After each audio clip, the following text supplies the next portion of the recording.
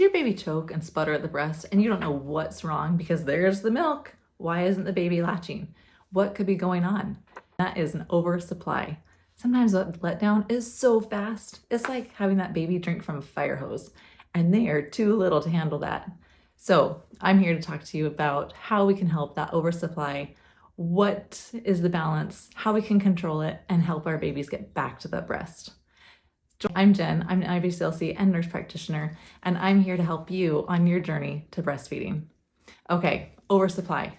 You guys, I had my first baby way long ago, but I had a crazy oversupply, and I was making 8 ounces every 3 hours. I had to exclusively pump because there was no way my newborn baby was going to be taking 8 ounces every 3 hours. That was insane. Every time I put him to the breast, he would scream, he would fuss, he would fight. There's no way he could keep up with that. Also, every time I tried, it was a mess. There was no way around it. I was doing so much laundry. I was leaking everywhere. There was milk all over him, all over me. It was a disaster. There's no way I could have gone out in public and tried to breastfeed my baby. If that sounds familiar, you're in the right spot. Today, we're going to talk about how to control that oversupply and get your baby to the breast in a comfortable, relaxed manner and get everything back on track. Okay, so how do we get things back? One way is to do what's called block feeding. And that's where you just do one side per feeding every couple of hours. That one side, you're gonna want your baby to drain as much as possible. We don't wanna just half bake it and just let him snack for 5 minutes and then switch him to the other side. That's gonna make your baby have more gas, more explosive stools, feel more uncomfortable, and really fussy in between feedings. Our goal is to drain one side completely, or as much as we can completely for feeding. So that being said, doing one side, drain as much as you can, don't pump. Now, if you're like, oh, I can't, there's no way I can go 4 hours between pumping or taking the milk off the other side, pump to comfort, but do not pump to empty, or you're just gonna keep the cycle going of creating too much milk.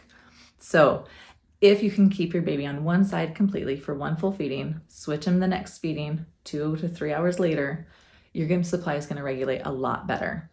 Now, if there's no way that that baby's going to even latch because there's too much milk coming way too fast, have a burp cloth nearby. As soon as your baby gets frustrated or the milk is spraying way too fast, let your baby come off. Use a burp cloth, let that letdown happen into a burp cloth or your nursing pad or whatever you have on hand. And then when your milk supply is a little slower and that letdown has completed, put your baby back on the breast. The more frustrated and stressed you are, the more frustrated and stressed your baby will be because they sense our emotions. They're very intuitive creatures, and we don't want to be too stressed on our part or we're going to stress out our baby. So try to be relaxed, let the letdown happen.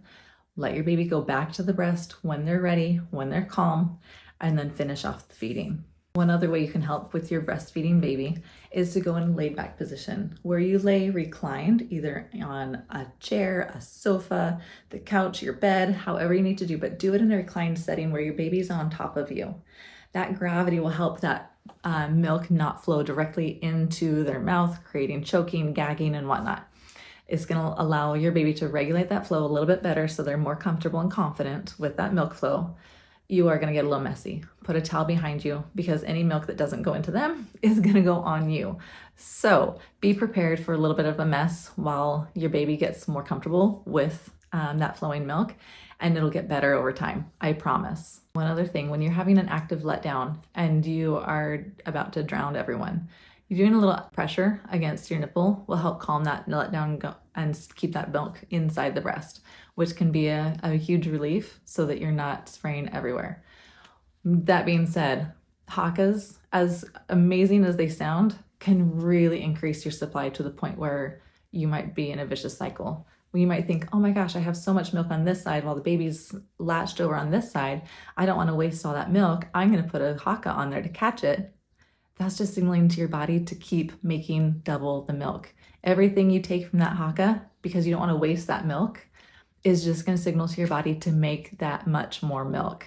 So as much as it sounds reassuring and great to have that extra supply going into the freezer, you're going to have to keep collecting that milk, or your body is going to keep making it and you're going to get really uncomfortable and really engorged because, again, there's no way your newborn baby is going to be able to take that much milk from one sitting. So keep that in mind. Use the Haka as you need to, but try to wait until about 2 weeks after your delivery date, just so that you don't create that oversupply, the cycle that you can't control. Plug ducts are an issue when we have an oversupply of milk. Because you have so much milk, you're not gonna be able to drain all of it in most feedings. So some of that milk is gonna stay stagnant in your breast, which can cause some plugged ducts and which can then lead to mastitis, which is infection of those milk tissues. We don't want that. If you feel any tender areas, hot, tender, hard spots in your breast, be cognizant. Sometimes changing the way your baby latches can empty those ductules out a little bit easier in different ways. Using a little electric toothbrush, nothing more than that. We don't want a deep massage, we don't want heat, we don't want anything to bring more inflammation to the area. But a little vibration, a little cold pack after the baby eats to help reduce that inflammation, and hydrate, hydrate, hydrate. We want to make sure that you stay really hydrated so that your milk can flow a little easier. More plug ducts come from dehydrated moms than anything else. Now remember, the idea is to drain the breast as much as possible during one feeding and then switch to the other side. If you feel like you have the flu, a new fever, hot, red, tender breasts, anything that looks suspicious, any pain with breastfeeding with those symptoms of having the flu, talk to your OB because there's a good chance you could have mastitis. Again, continue breastfeeding, hydrate, hydrate, hydrate, take some ibuprofen if you can, and call your OB to see if you need an antibiotic course because mastitis is not fun. And if we go untreated with that fever and everything, you just get more dehydrated, which can cause more issues with breastfeeding. And we want you to be successful in your journey. If you like these tips and you want more, follow me on this channel. And I also have a website I'll post below. See you next time.